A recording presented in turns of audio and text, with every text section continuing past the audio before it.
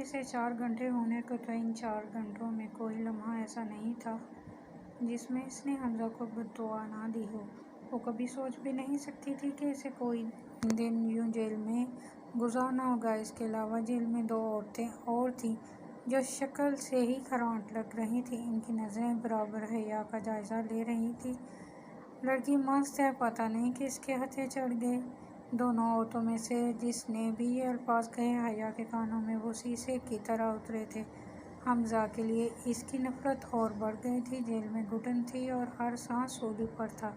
اس نے T V پر بہت programme دیکھ رکھے تھے جن میں جیل میں لڑکیوں پر ڈھائے جانے والے مظالم سے وہ بخوبی واقف تھی۔ مسلسل اس کی جان سولی پر لٹکی تھی۔ ہر آہٹ پر وہ اور سمٹ کر بیٹھ جاتی۔ مجھے جس نے یہ اذیت دی ہے، اللہ کرے وہ خود اسی اذیت میں گزارے۔ اپنی آنکھوں کے سامنے اسے تڑپتا دیکھوں۔ حیا نے سسکیوں میں حمزہ کو بد دعا دی۔ الفاظ بہت سخت تھے لیکن اس وقت جس اذیت سے وہ گزر رہی تھی اسے دعاؤں اور بد دعاؤں کے علاوہ کچھ سمجھ نہیں آ رہا تھا۔ ہیلو، تمہیں لینے آئے ہیں۔ وہ حمزہ کو کوسنے میں مگن تھی۔ جب لیڈی آفیسر کی آواز اس کے کانوں سے ٹکرائی، اسے لگا اس کا دل رک جائے گا۔ اسے کون لینے آ سکتا ہے؟ سارے ڈراؤنے خیال ایک ساتھ اس کے دماغ میں آ دھمکے تھے۔ میں کسی کے ساتھ نہیں جاؤں گی۔ اس نے اپنے پاؤں سختی سے زمین پر جمائے۔ تو کیا ساری زندگی جیل میں گزارو گی؟ وہی سخت لہجہ، کون لینے آیا؟ اس کی آنکھوں میں خوف واضح تھا۔ آنکھوں کے سامنے اندھیرا چھا رہا تھا۔ اگر وہ دیوار سے ٹک لگا کر نہ بیٹھی ہوتی تو اب تک گر چکی ہوتی۔ قسم آیا ہے تیرا، فریحہ نے لاک کھولتے ہوئے کہا۔ شکل سے وہ اچھی خاصی تھی لیکن لہجہ اس کا ایسا ہی تھا جیسے بے ہود و جہیل کے سلاخوں کے پیچھے۔ حیا کو ایک ہی ویلا دیا۔ اس کے حواس بحال ہو رہے تھے۔ اس نے آنکھیں سکیڑی، ٹراؤزر اور شرٹ میں ملبوس دونوں ہاتھ سینے پر باندھے، چہرے پر مخصوص سنجیدگی لیے وہ حمزہ تھا۔ حیا کو اپنے حواس پرسکون ہوتے محسوس ہوئے۔ وہ پتہ نہیں کیا سوچ چکی تھی لیکن وہ حمزہ تھا اس لیے تسلی ہوئی۔ ابھی کچھ لمحوں پہلے وہ اسے بد دعائیں دے رہی تھی، اب خدا کا شکر ادا کر رہی تھی کہ وہ حمزہ ہی ہے۔ حمزہ کو دیکھ کر اس کی آنکھوں میں جو ناگواری تھی وہ حمزہ سے چھپی نہیں تھی۔ دونوں کچھ فاصلے سے چلتے گاڑی میں جا کر بیٹھ گئے۔ حیا بیک سیٹ پر بیٹھی تھی۔ کچھ کھاؤ گی؟ ایک ریسٹورانٹ کے پاس سامنے گاڑی روکتے ہوئے حمزہ نے پچھلی سے حیا نے منہ پھیر لیا۔ اوکے۔ حمزہ نے لمبا سانس بھرا اور گاڑی سے اترا اور حیا کی سیٹ کا دروازہ کھولا۔ باہر آؤ، یہ حکم تھا۔ جب وہ باہر نہیں آئی تو حمزہ نے اس کا بازو پکڑ کر اسے باہر کی طرف کھینچا۔ اب یہ بدتمیزی تھی۔ حیا بدحواستہ نیچے اتری پر بیٹھی حیا کو مرر سے دیکھ رہی تھی۔ حیا دیکھو، حمزہ نے اس کا بازو نہیں چھوڑا تھا۔ سانسیں بے ترتیب تھیں۔ وہ اس سے چاند انچ کے فاصلے پر تھی۔ رو رو کر اس کی آنکھیں سوجی ہوئی تھیں۔ حمزہ کو سمجھ نہیں آ رہا تھا وہ کیا کہے، اسے جیل بھیجنے کے لیے معافی مانگنے یا اس کے والد کی وفات کا بتا کر افسوس کرے۔ حمزہ کو اس وقت ایک کمزور لڑکی لگ رہی تھی جو اپنے باپ کی موت کا سن کر چیخ چیخ کر رو دے گی۔ اسے ایک لمحے سے وہ ڈرتا تھا اپنوں کے یوں چلے جانے کا۔ حمزہ کو بخوبی سمجھتا تھا وہ بھی ٹوٹ جائے گی، ایسے وہ 7 سال پہلے ٹوٹ گیا تھا۔ اسے سمیٹنے والے تھے لیکن خود کو مشکل سنبھالتے ہوئے وہ حیا کو سمیٹ پاتا۔ تمہیں بھوک لگی ہوگی، آؤ کھانا کھاتے ہیں۔ اس نے بات بدل دی تھی۔ حیا کا ہاتھ اب حمزہ کے ہاتھ میں تھا۔ وہ ہاتھ چھڑوانے کی کوشش کر رہی تھی لیکن گریپ تو مضبوط تھی۔ وہ یوں اس کا ہاتھ پکڑتا ریسٹورانٹ میں داخل ہوا۔ ڈور پر کھڑے سیکورٹی گارڈ نے آگے بڑھ کر کانچ کا دروازہ کھولا۔ حمزہ کو اس کی طرف سر اس نے دور سے ہی آواز لگائی اور گرمجوشی سے حمزہ کو ہاتھ ملایا۔ کیسے ہیں آپ؟ بڑے عرصے بعد چکر لگایا۔ اور علی صاحب نہیں آئے؟ مینیجر نے حیا کو دیکھتے ہوئے کہا۔ ہاں یار، ہی پھرتا رہے گا، اب میری بیوی آ گئی ہے۔ وہ ہنسا۔ حیا نے پہلی بار حمزہ کو ہنستے دیکھا تھا۔ مسکراتے ہوئے اس کی آنکھیں چھوٹی ہو جاتی تھیں جس سے وہ اور پرکشش لگتا تھا۔ وہ ہینڈسم تھا۔ اوہ، از شی یور وائف؟ مینیجر کی آنکھوں میں خوشگوار حیرت تھی۔ یپ، مائی وائف۔ حمزہ حیا پیاز بیگ۔ حمزہ نے حیا کے گرد بازو پھیلایا۔ حیا نے سختی سے آنکھیں بھینچی اور گھور کر حمزہ کو دیکھا۔ آنکھوں میں احتجاج تھا۔ Hello ma'am, welcome to this place, manager ادبن جھکا۔ حیا زبردستی مسکرائی۔ حمزہ نے گرفت اور مضبوط کر دی۔ حیا کا دل چاہا وہ بھاگ جائے یہاں سے، لیکن وہ صرف حمزہ کو دیکھ رہی تھی۔ Sir please come have a seat. Manager دونوں کو کارنر پر پڑے میز کی طرف لے گیا۔ حمزہ حیا کا ہاتھ پکڑے اسے ٹیبل تک لے آیا۔ حیا اپنے کان کے لوہے گرم ہوتے محسوس ہوئے۔ سر، بہت خوشی ہو رہی ہے آپ کو اتنے عرصے بعد دیکھ کر۔ جب حیا اور حمزہ آپس ذکریات سنبھال چکے تو مینیجر نے کہا ذرا جواباً مسکرایا، ہاتھ ہے ایسے بھی کیا موتی جوڑے ہیں اس کو۔ حیا نے خفگی سے حمزہ کو دیکھتے ہوئے سوچا میں ویٹر کو بھیجتا ہوں۔ مینیجر نے حمزہ سے ہاتھ ملایا اور کاؤنٹر کے پیچھے غائب ہو گیا۔ مینیجر کے جاتے ہی حیا کی نظروں کا زاویہ بدلا۔ وہ مسلسل حمزہ کو گھور رہی تھی۔ ہر گزرتے لمحے کے ساتھ حیا کا دل باہر نکلنے کو تھا۔ اس کے پاس یقیناً کشش ثقل تھی جو اس کا دل بھینچ رہی تھی۔ حمزہ اس کی نظروں سے بے خبر نہیں تھا۔ حمزہ کا چہرہ اس کی نظروں کی تپش محسوس کر رہا تھا۔ ایسے کیا دیکھ رہی ہو؟ جب حمزہ کی برداشت جواب دے گئی تو اس نے حیا کو دیکھتے ہوئے پوچھا حیا بگڑی کیا تھا وہ انجان بنا رہا یوں مجھے پکڑنا چھوڑنا؟ حیا نے نہ صرف منہ بنایا بلکہ باقاعدہ ہاتھ سے اپنا گھندا جھاڑا۔ پبلک میں لوگوں کو دکھانے کے لیے یوں کرنا پڑتا ہے۔ اس نے دونوں ہاتھ ہوا میں بلند کرتے ہوئے انگڑائی لی اور اپنے اور حیا کے بیچ خفگی کم کرنا چاہتا تھا۔ آئندہ مجھ سے پوچھے بغیر مجھے ہاتھ مت لگانا۔ حیا کی لاپرواہی پر آگ بگولا ہوئے پوچھ کر لگا سکتا ہوں۔ حمزہ نے اجازت چاہی۔ کوئی اور لڑکی ہوتی تو وہ حمزہ کی اس ادا پر فدا ہو جاتی، لیکن وہ حیا تھی جسے حمزہ سے نفرت تھی۔ اس کے ساتھ رہنا مجبوری۔ وہ حمزہ کے گھر کے علاوہ کہیں اور محفوظ نہیں تھی۔ Sir, how I can assist you? Haya کے کچھ کہنے سے پہلے ویٹر کی آواز سنائی دی۔ حمزہ سیدھا ہو کر بیٹھ گیا۔ کیا کھاؤ گے؟ حمزہ نے مینیو کارڈ پر نظر گھماتے حیا سے پوچھا۔ مجھے بھوک نہیں ہے۔ گو کہ حیا کو بہت بھوک لگ رہی تھی اور یہاں کھانے کی خوشبو اس کی بھوک اور بڑھا رہی تھی، لیکن وہ حمزہ کے کہنے پر کچھ نہیں کرنا چاہتی تھی۔ حمزہ نے پاس کھڑے ویٹر کو دیکھا اور زبردستی مسکراتے ہوئے حیا کو دیکھا۔ جانا، ہم کھانا کھانے آئے ہیں تو بھوک کیسے نہیں لگی؟ حمزہ نے کمال ادھیکاری سے پیار جتایا۔ جس بس منہ کھولے اسے دیکھتی رہی۔ تو بتاؤ تم کیا کھاؤ گے؟ حمزہ نے مینیو کارڈ حیا کی طرف پھیرا۔ حیا جہاں لفظ کے استعمال پر دوبارہ احتجاج کرنا چاہتی تھی، لیکن حمزہ کے انداز سے اسے لگا یہ بات ابھی دبا دینی چاہیے، اور اس نے فرمانبردار بیوی کی طرح حمزہ کے ہاتھ سے مینیو کارڈ لیا اور دو فوڈ آئٹمز پر انگلی رکھ کر ہاتھ پیچھے کھینچ لیا۔ حمزہ نے کارڈ اٹھایا اور ایک دو اور ڈشز کا نام نوٹ کروایا۔ حیا کو حمزہ کو یوں اس کے ساتھ بے تکلف ہونا کھٹک رہا تھا۔ وہ اتنا سویٹ تھا نہیں جتنا بن رہا تھا۔ کھانا کھاتے اور گھر واپس آنے تک 4 بج چکے تھے۔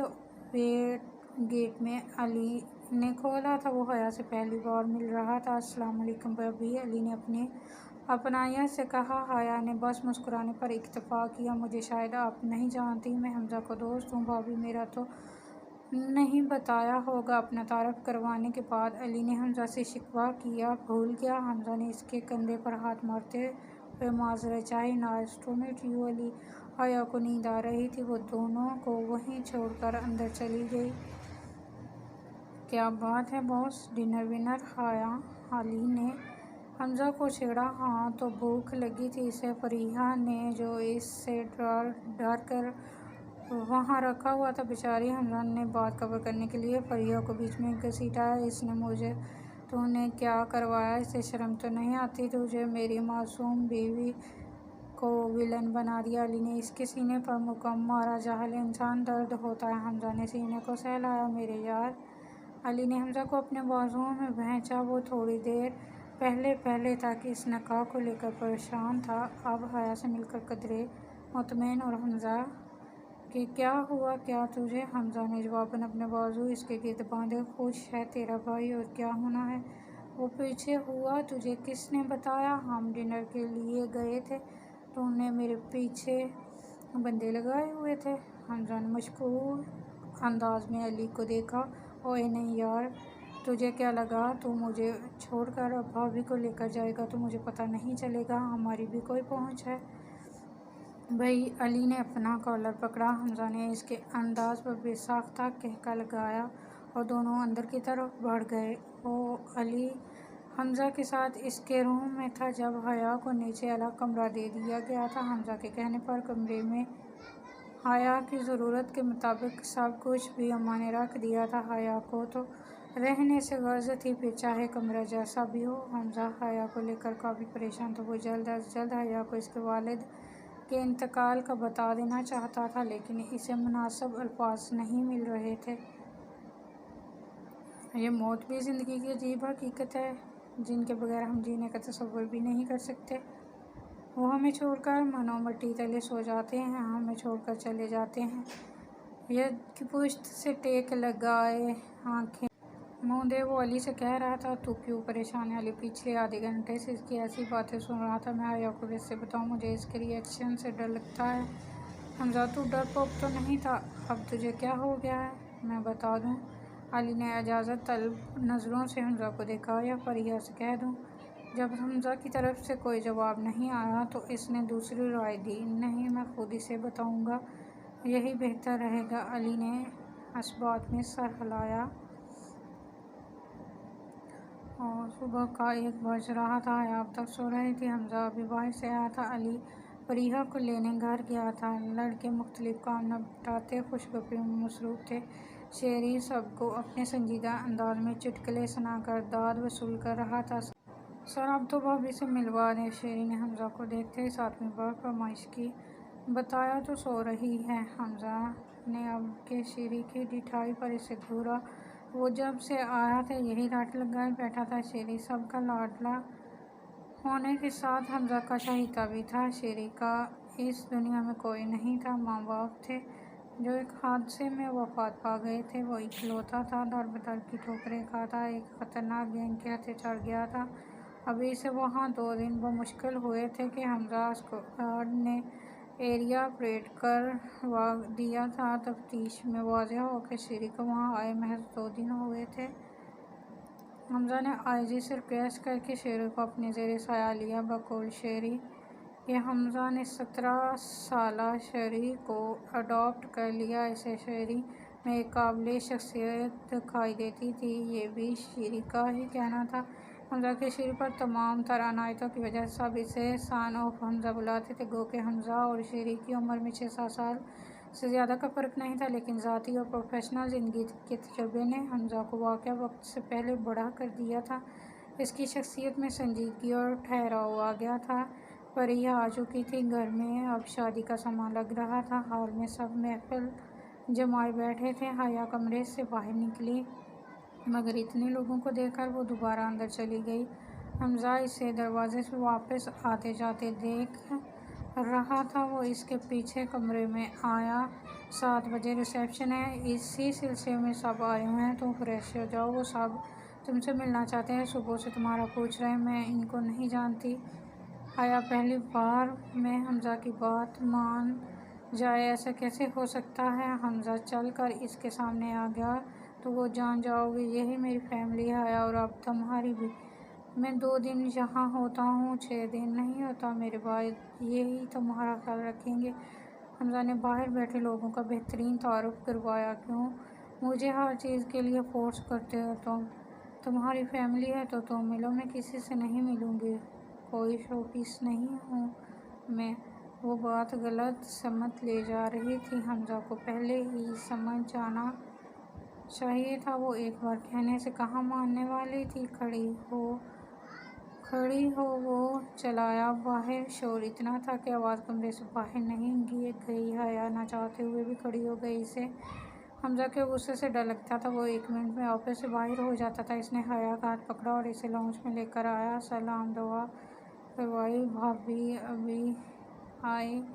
دونوں کو دیکھ کر منٹ میں مؤدبانہ خاموشی چھائی رہی اور پھر بیک وقت اسکول کے بچوں کی طرح سب نے بآواز سلام کیا۔ حیا کو عجیب لگا۔ وہ نرسری ماشاءاللہ ماشاءاللہ۔ حیا نے آواز کا تعاقب کیا۔ یہ 19-20 سال کا لڑکا تھا جو صوفہ پلانٹ تھا، ان دونوں کے سامنے آ کھڑا ہوا۔ آتے ہی لڑکے نے اپنا سر آگے کر دیا۔ حیا ایک قدم پیچھے ہٹی۔